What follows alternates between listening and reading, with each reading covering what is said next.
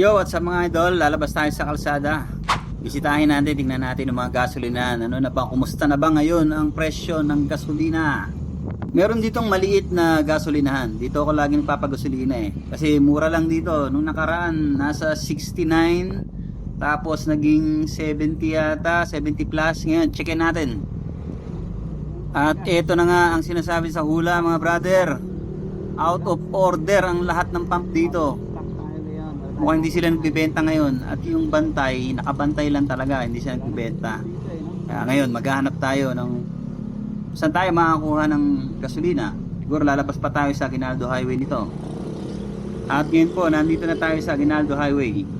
Bandang kanan, malapit sa district, merong isang gasolinahan dyan na private lang din. Isang maliit na gasolinahan. Tingnan natin kung magkano ang 1 litro ng premium. Napansin ko mga idol na habang bumabiyahe tayo ngayon, medyo kakaunti lang sakyan, no?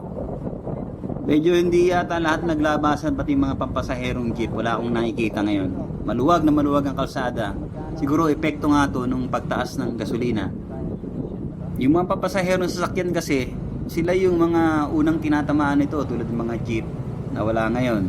Mga tricycle, yung mga, siguro yung mga deliveries, yan, tatamaan niya ng pagtaas. Ang susunod naman nito, syempre yung mga commuters na, yan, tayo na yan. Ako, minsan nagko-commute din kami. Ngayon may motor tayo, apektado tayo dahil budget lang ang ginagamit nating pambili. Mahirap para sa ating mga mamamayan, hindi naman tayo mayayaman. Tayo yung nagpapasa ng mga ganyang klaseng pagtaas ng mga petrolyo. Hindi naman pwedeng maglakad na lang tayo, hindi tayo sumakay dahil mahal ang pamasahe. Ay malamang susunod ang pamasahe nito. Abang-abang tayo. Lalo na kung nag-aangkat tayo, yung iba nag-aangkat, kailangan talagang mamasahe, di ba? Ito itong gasolinahan, tingnan natin. Dito guys, meron isang maliit na gasolinahan dito, Sea Oil. Nako, mukhang sarado na naman ang mga pump. At dalawa lang ang nakabukas, isang green at isang pula. 70 lang. 70.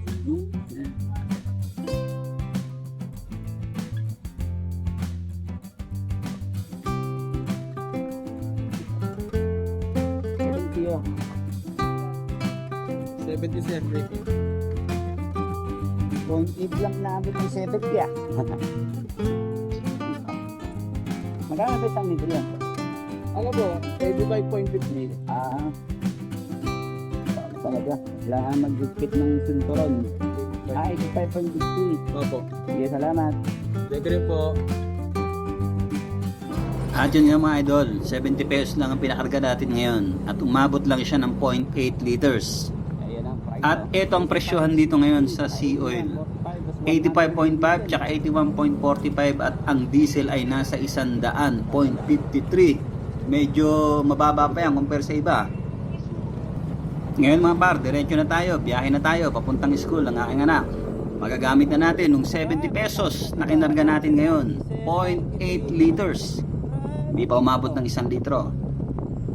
Alam niyo ba mga par, nung hindi pa tumataas ang gasolina, laging 50 pesos lang ang pinakakarga namin. At alam niyo ba kung ano yung naaabot ng 50 pesos?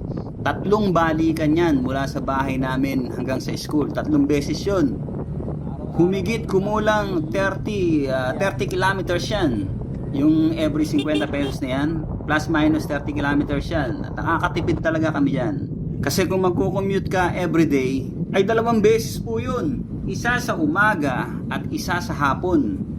Sasakay ka ng tricycle at sasakay ka pa ng jeep. Pagkatapos, pagbaba mo ng school, maglalakad ka pa papasok. Ang isang balikan, papuntang school na yun, tapos pabalik ng bahay, pumapatak din po ng 70 pesos kulang-kulang. Kaya yung kinakarga kong 50 pesos noon, at 70 pesos na ngayon, ay ang laki po ng tipid. Dahil yung 3 beses kang pabalik-balik, times 70 mo yan, 210. Pero ang ikakarga ko lang ngayon sa motor, 70. Kaya almost 150 plus. Yan ang natitipid namin pag nagmumotor.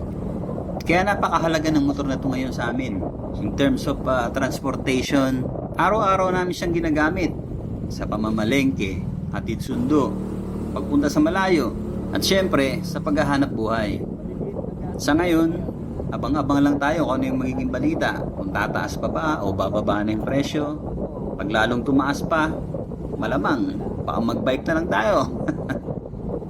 Ito yung mga humor na hindi malayong magkatotoo. Dahil dyan naman tayo nanggaling sa pagbabike noon. Imagine niyo, itong layo ng tinatakbo natin ngayon, 5 kilometers to papuntang school. Binabike ko to dati. Na angkas ko yung anak kong 19 years old na. Imagine niyo yun. Kaya syempre nagpursige kami magkaroon ng gantong sasakyan tulad ng motor. Sana, in the future, hindi naman masamang mangarap, maibalik natin yung nawalang 4 wheels sa atin na kinuha ng pandemic. Sana lang, wag tumaas ng tumaas ang gasolina. Pag ganito ang mga takbuhan natin, nakatipid tayo niya ng gas. Kasi hindi tayo pahinto-hinto. Sa umaga, yun ang malakas ang gas kasi nagtatraffic dito. Talagang traffic talaga kasi nga marami eskwelahan dito. Yun, umuubos siya ng maraming gas. Yun ay ayon sa aking obserbasyon kasi ako naman ang nakakalam at ako naman ang laging gumagamit nito. Kaya medyo kabisado na natin ang makina nitong motor. Kanina may nakita tayo pa isa-isang jeep lang at tricycle. Talagang madalang na madalang lang talaga. Hamang mo dito. Pag normal days dati, talagang nagta-traffic dahil nga maraming jeep at tricycle na dumadaan. Kaya ngayon, medyo nakakapanibago nga eh.